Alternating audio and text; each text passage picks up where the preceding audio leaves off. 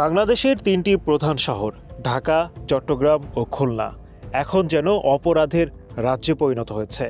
একসময় যেখানে কিছু নির্দিষ্ট এলাকা ছিল অপরাধপ্রবণ, আজ পুরো শহরটাই হয়ে উঠেছে অপরাধীদের নিরাপদ আশ্রয়স্থল।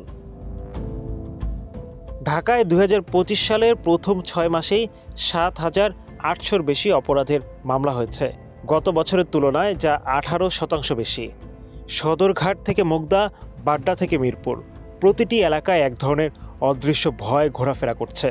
ছোটখাটো ছিনতাই বা চাঁদাবাজি থেকে শুরু করে কিশোর গ্যাংয়ের দৌরাত্ম্য, সব কিছুই যেন ছড়িয়ে পড়ছে শহরের প্রতিটি অলিতে গলিতে।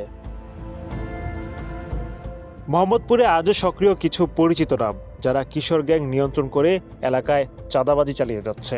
তাদের বিরুদ্ধে কেউ মুখ খুলতেই সাহস পাচ্ছে না, মামলা তো দূরের কথা। মিরপুরে চাঁদা না দিলে দোকানে হামলা হয় প্রকাশ্যে, দিনে দুপুরে ব্যবসায়ীদের কুপিয়ে আহত করা হয়েছে, অথচ অপরাধীরা ধরাছোঁয়ার বাইরে।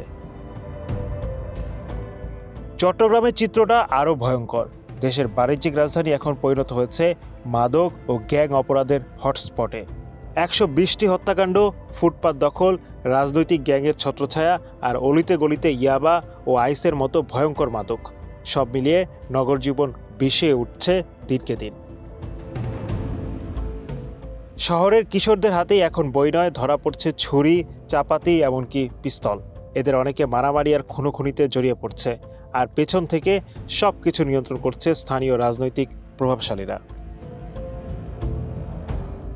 খুলনা একসময় যাকে বলা হতো চরমপন্থীদের ঘাঁটি, আজও সেখানে পৃথক আধিপত্য ও মাদক নিয়ন্ত্রণ নিয়ে রক্ত ঝরছে। মাত্র ১০ মাসে সেখানে ঘটেছে ২৭টি হত্যাকাণ্ড, যার বেশিরভাগই এলাকাভিত্তিক দ্বন্দ্ব বা চাঁদাবাজি নিয়ে। খুন হচ্ছে রাজনৈতিক নেতাও, খুন হচ্ছে চরমপন্থী গোষ্ঠীর শীর্ষ লোকজনও।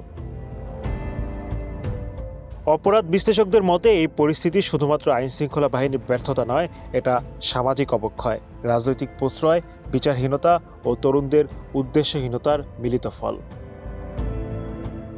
অভিযান চালিয়ে কয়েকদিন অপরাধ ঠেকানো গেলেও সমাধান হবে না যতদিন না বিচার ব্যবস্থা দ্রুত হয়, তরুণদের জন্য বিকল্প পথ তৈরি হয় আর রাজনৈতিক আশ্রয়ে বেড়ে ওঠা অপরাধীদের রক্ষা করা বন্ধ হয়। শহরগুলোতে গড়ে উঠছে এক নতুন সমাজ, যেখানে ভয়ের সাথে বসবাস করতে শিখছে মানুষ। এই ভয় দূর করতে হলে শুধু পুলিশের লাঠি নয়, প্রয়োজন সাহসী নীতি নির্ধারণ, সামাজিক জাগরণ আর ভবিষ্যতের প্রতি দায়িত্ববোধ। Hello Bangla news desk.